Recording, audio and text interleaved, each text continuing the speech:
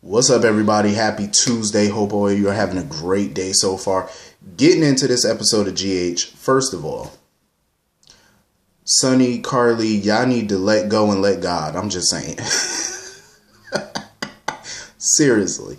I am so over the bullshit with the two of them. Like, I understand he's upset that she lied to him about Nicholas. Like, I get it. But Sonny's being a hypocrite. How many times has he lied to Carly over the years? More times than I'm willing to count. Like, seriously, he's lied a bunch of times to her. And she's forgiven you. So it's like, let it go. You know, I understand you're hurt because the lie involved, you know, her ex-husband, a dude that you hate. I get it. But let go, let God. Go upstairs, kiss and make up. Go y'all ass to bed somewhere. Like, anybody got time for that foolishness? Like he's sitting there, where do we go from here? You forgive her, she apologized, you forgive, you kiss and make up and take your ass to sleep. And wake up the next morning, have some Corinthos coffee and make some breakfast and shut the hell up. And act like a married couple. That's where you go from here. Let's just put it like that. Like, seriously. Like, I'm over the foolishness with the two of them. Like, anybody got time for this little dumb makeup, breakup bullshit? Like, we've seen it a million times over the past 20 years. Like, let it go. Like, it's not that big of a deal. Like, it is, but it isn't. It's like you've had your fair share of lies and secrets. And she lied to you. Get over it. Damn, what y'all gonna do? Separate over that? Like, that's nonsense. Kiss, make up, go to sleep. Period. So it looks like after a long hiatus, it looks like the mob storylines are coming back. Because it looked like somebody done hijacked Sonny's truck. So now it look like they got a new enemy. And here go Cousin Gladys. Sonny and Carly need to hurry up and make up so they could keep an eye on this witch. I told y'all I don't trust this woman. And Carly don't trust her, clearly, because you can see the way Carly was looking at her. She don't trust that bitch. She don't trust her. Excuse my French, but she don't trust her. And I don't blame her. Because she was asking too many damn questions that had nothing to do with her and that was not her business. You're asking too... It was like she was on a fishing expedition. Because you're asking too much. And she should know that Sonny's not going to tell her nothing. He don't like you. So why would he invite you into his business? The only reason you're in his home is because Mike insisted that you join them for the holidays. So they're only doing it for Mike. And I love how Carly actually put the chick in her place. Like, you're not family. She talking about, well, I'm Mike's family. Okay, but you're not a part of this family like that. You know what I'm saying? Like, you're not a part of the immediate family. You know, like, mind your business. Stop asking all these questions. Because as soon as Sonny went outside with Gino, she's sitting there asking all these questions like, oh, what type of business is going on this time of night? None of your business. Then when Sonny came back in the house, she talking about, he was like, oh, she was like, is everything okay? He was like, just some business. Oh, what kind of business? He was like, mine and none of yours. I was like, exactly. Mind your damn business. And she's sitting there with that look on her face like, oh, like, you know, because he snapped at her or whatever. Mind your damn business. It's none of your business what he got going on. Talking about, oh, I didn't know the coffee business. She said something like, oh, well, the Colombian coffee or something is this interesting. You know, because it's late. Apparently, it's after midnight. So she didn't know that, you know, business ran that late. I'm like, well, in the real world, some Fortune 500 companies do run late. CEOs are still at the office running their business. Conference calls, whatever. It happens. It does happen.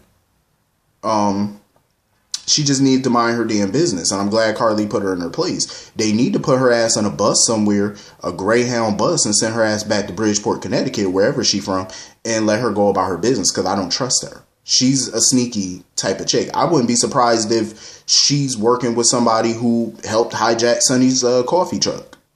I wouldn't be shocked. It wouldn't surprise me none. Because she seems like a grifter, like she's a schemer, and Carly can tell. Hell, Carly used to be a schemer. She still kind of is, but a different type of schemer. But she could tell a con artist when she sees one. And that lady is definitely pulling a con. She's up to something. You can see it as plain as day. That woman is up to something. They better keep an eye on her. Like, as long as she's staying with them, like Carly said, the holidays are over, she need to go back home. Because I don't trust that chick. She's the type of woman that will lurk around every corner when y'all having conversations, trying to, listen in to get some intel. Like, she seems like the type. I wouldn't trust her ass. I don't trust her. Nope. I don't trust that lady. I've been saying it. Nope. Something fishy. Something very fishy about Miss Lady. They need to get rid of her. Quick, fast, and in a damn hurry. Finola Hughes is looking so youthful. Like, to me, Finola has always looked youthful. But for her to be 60 and be looking that good, I'm like, she looks so good for her age. Like, you could not tell she was in her, like, late 50s, early 60s, whatever it is. Like, you just could not tell she was, of older age. Like, you couldn't tell by looking at her. She looks very youthful. But Anna Devane has pissed me off yet again. She pissed me off. It was good to see Mac and Felicia, though. They got them out the graveyard. Like, damn, he the chief of D's. I want to see more of Mac. You know what I mean? Like, him and Felicia and stuff. Like, come on now. Get that together.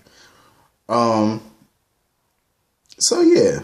Anna pissed me off because Mac was asking her about the file that he gave her, which connected Peter to the gunman. She sat there and lied to Mac and told him she ain't find nothing interesting. She found nothing actionable. Even Finn looked at her like, what the fuck are you doing? I said, exactly what? Here she go protecting this little bastard son of hers because she talking about all the evidence against Peter is circumstantial. Bullshit. That's more than enough. Come on now. He worked with the guy around the same time at the same company, and this guy shows up at Port Charles trying to kill Andre and get rid of Franco or whatever, and Peter's the one who shoots him. That's way too many coincidences for my liking. Even Finn told her, that's way too coincidental. It is. Circumstantial my ass. No. What are the odds of all that happening? If Peter is not involved, what are the chances? She's bullshitting at this point because she's hoping that there's some logical explanation to all this. There is a logical explanation to this. Your son's a lying jackass and you're sitting there covering for him.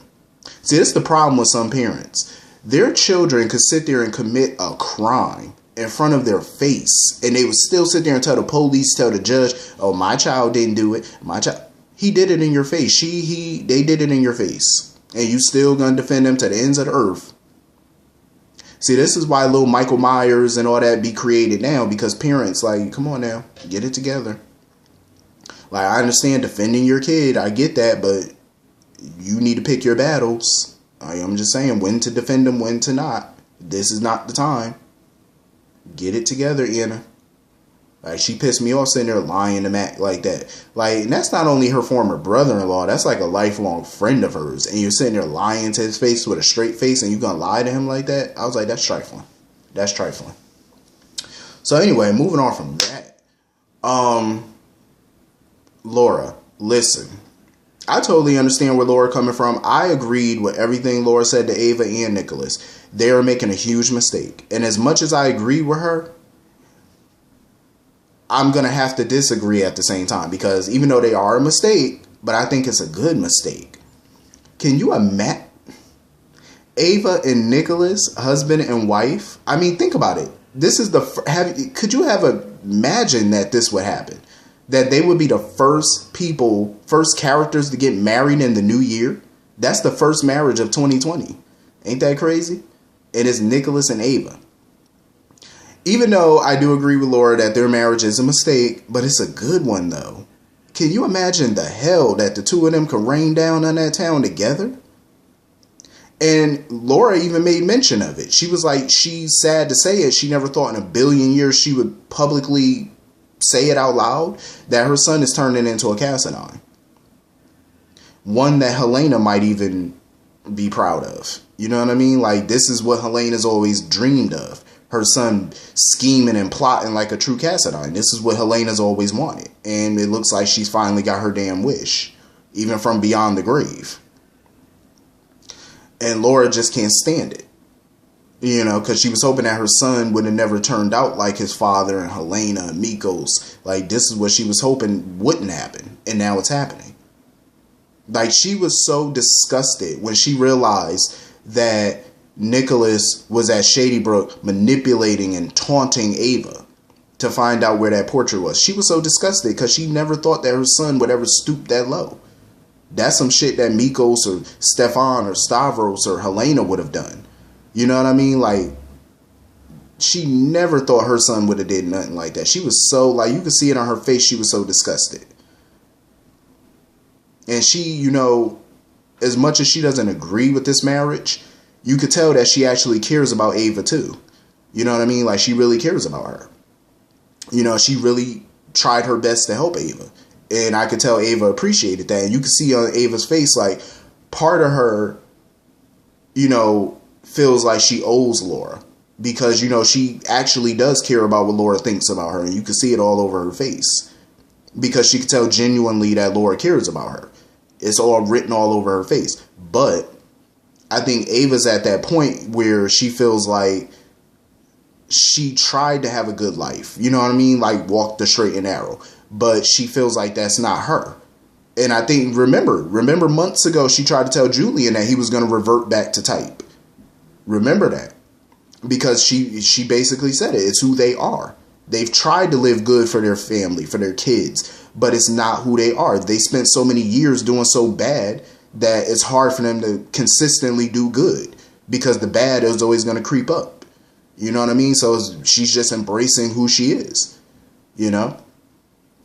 And can you imagine it, though? I mean, Nicholas and Ava, the hell that they could rain down on that town. My goodness. It's going to be fun to watch. I'm going to tell you that right now.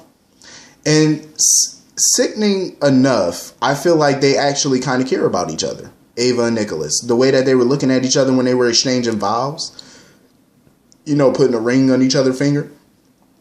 Like, they look like they actually kind of care for each other. Go figure.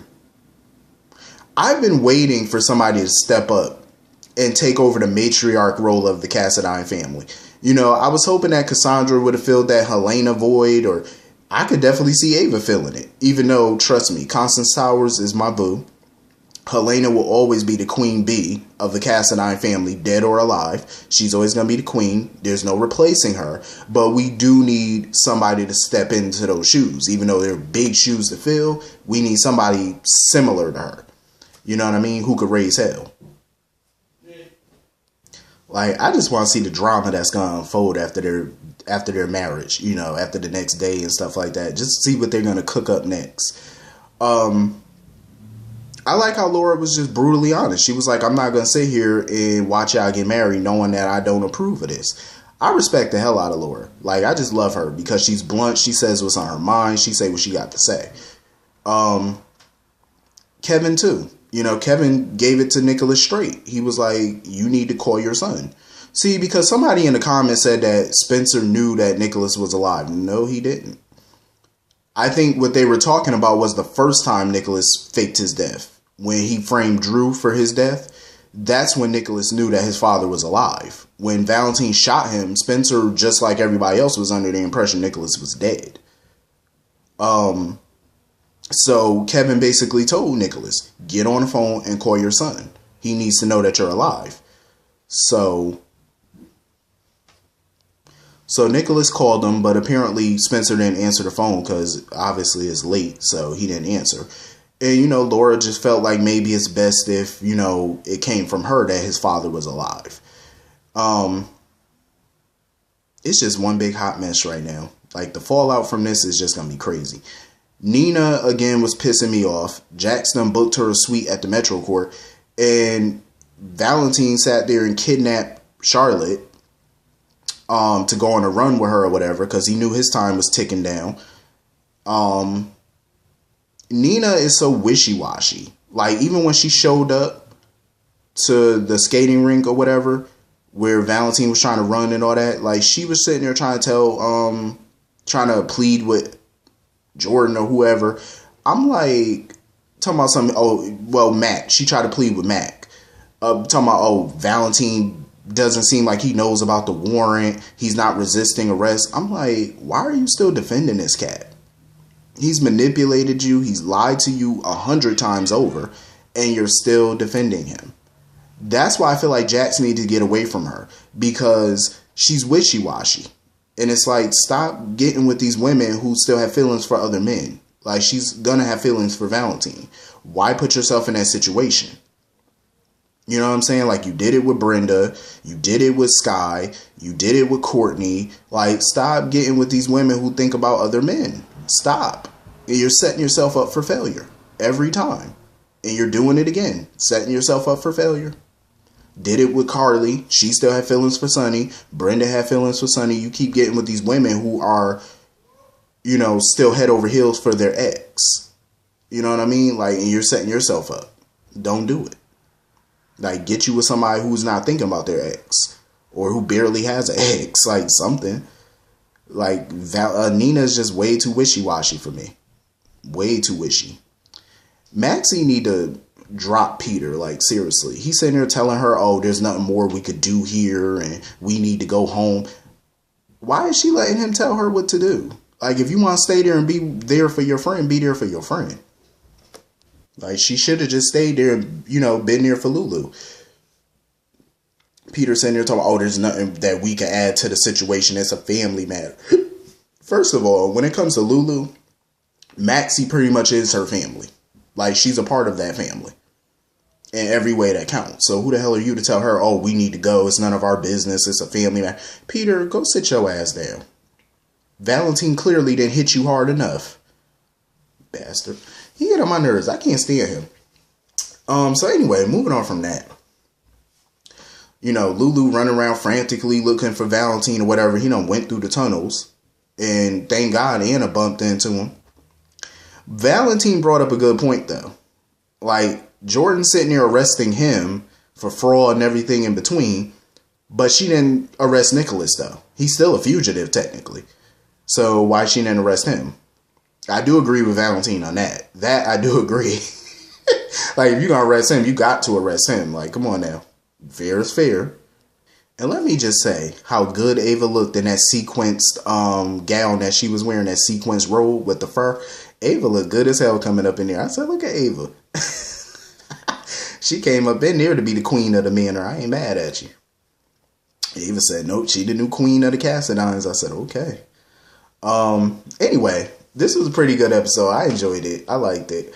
Hit the comment section. Let me know what y'all thought about this episode. I will see y'all all later. Have a great day. Peace.